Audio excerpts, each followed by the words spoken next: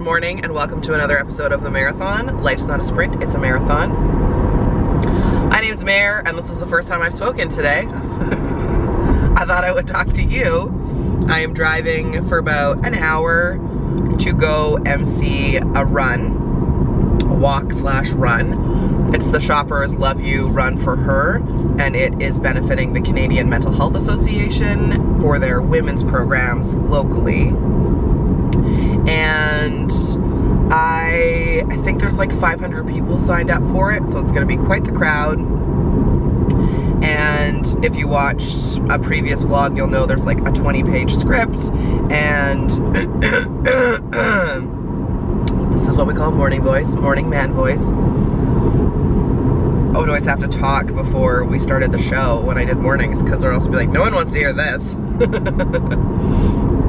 Anyway, so I'm really excited about it. It's something I haven't emceed before because it's never been here.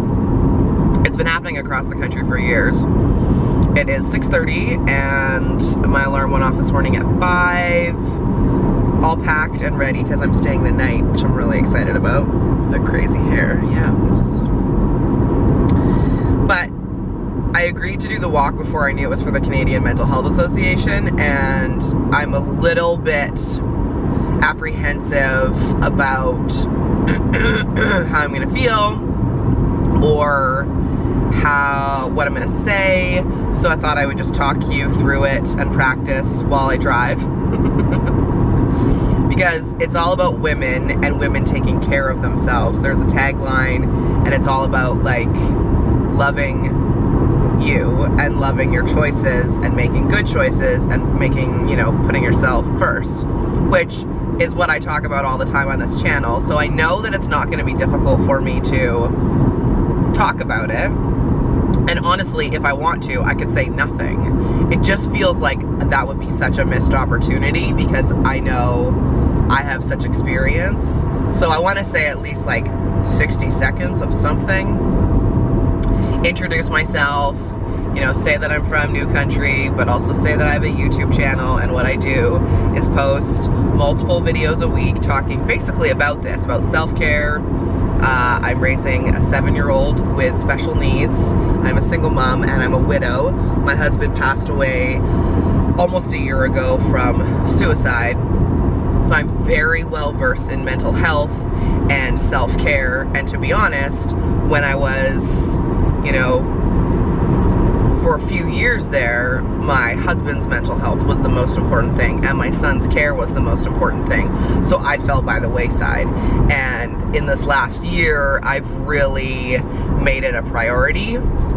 I just don't want to cry. I don't want to get emotional. But I guess if I do, you do you, right? I'm wearing the you do you tank top today. So I guess I'll say that, and then just maybe say like a couple of things that I've learned.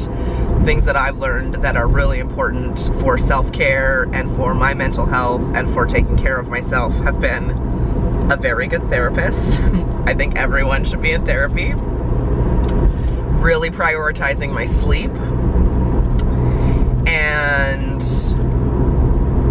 I mean, there's a million things I could talk about. Actually exercising, being more mindful about what I put into my body and with whom I spend my time.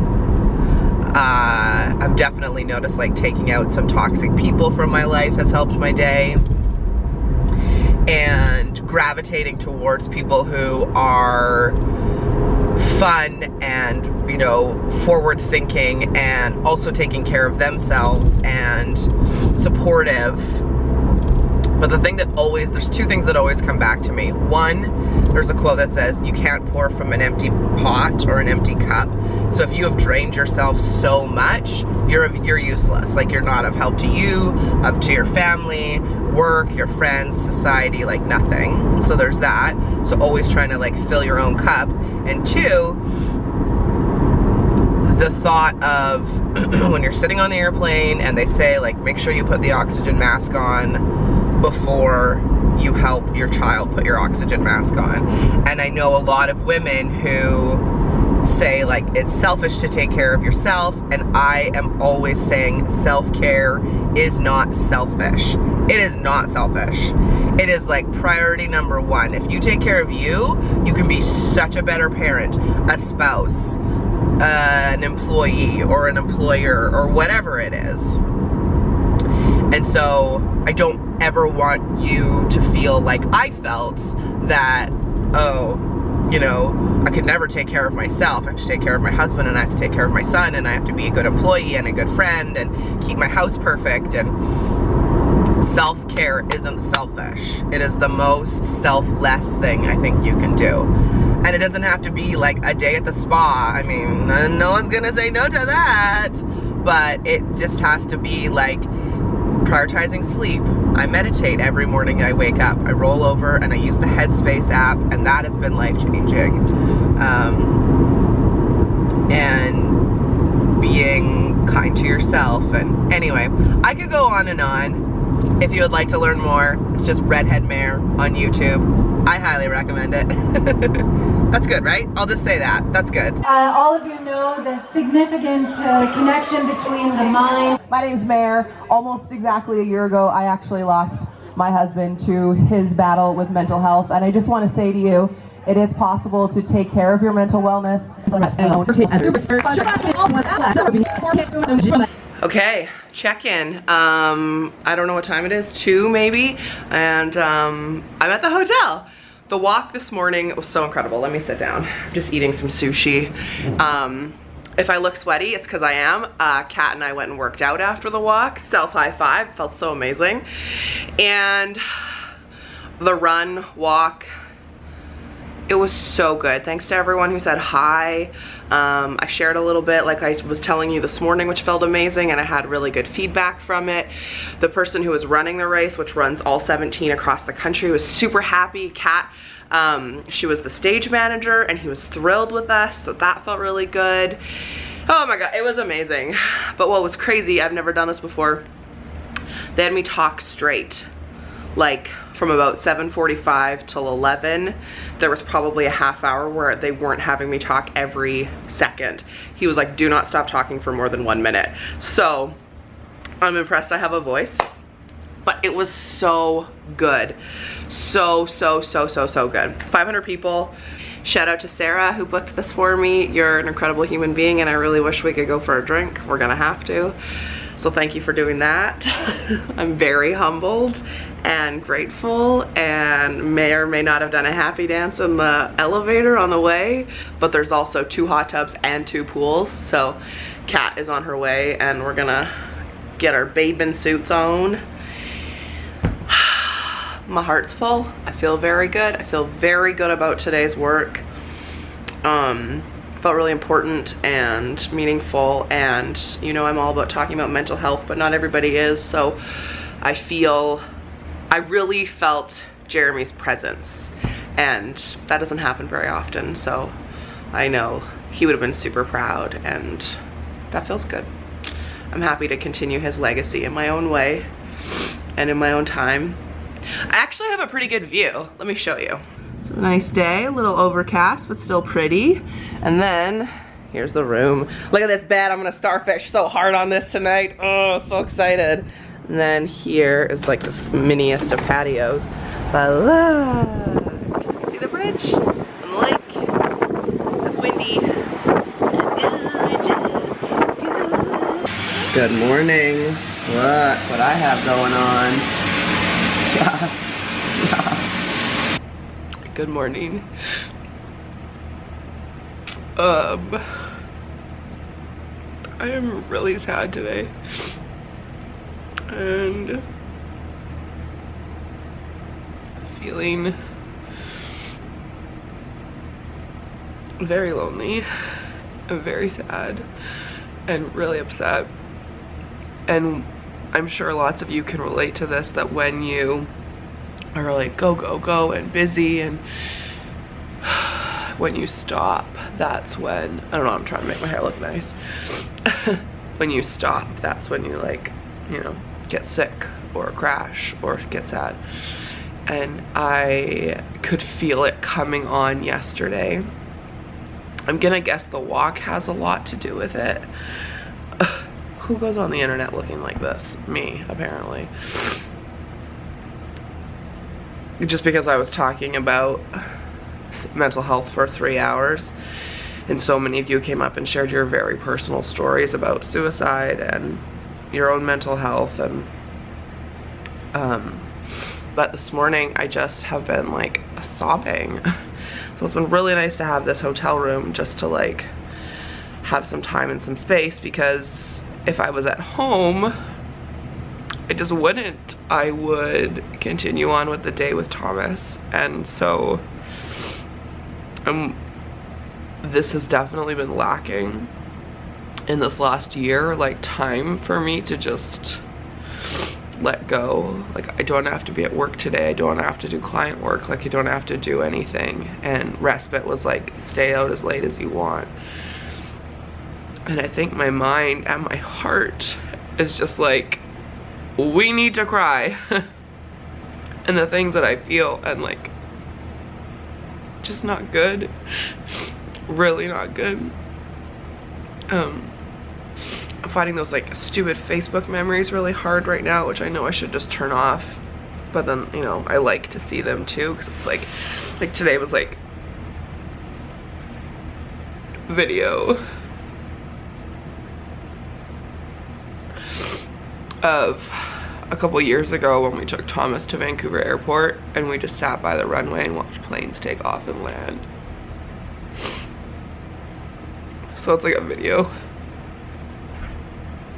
of him and Thomas, of Jeremy and Thomas. Anyway, I'm definitely allowing myself to go there, which I don't usually allow myself to, which is probably good and bad. I don't know.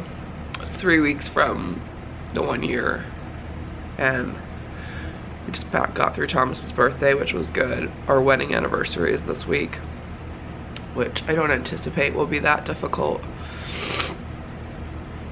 It's not like we were in a good place, the two of us, but it's still a thing, you know, it's still a memory, it's still a day. Yeah, I definitely am starting to feel this like anticipation. And I'm kind of proud of myself for recognizing last night that I was upset and leaving, and not just like, let's power through and get super drunk and then, you know, like, you know, I needed this breakdown is basically what I'm saying. But I will tell you, this is definitely the harder way to do it. I feel like it's the fastest way to do it. The fastest way to grieve and get through it is to actually feel it, feel the feels, which I always say, it's okay to feel the feels, which I should be listening to my own advice today. I'm not mad at myself for being upset. It's just sucks. Like, I want to be able to put on makeup and go out. It's a beautiful sunny day. I could hang out in downtown Kelowna. I have a bunch of friends here. Like, we could go do stuff. I could go shopping, go out for some like nice green juice.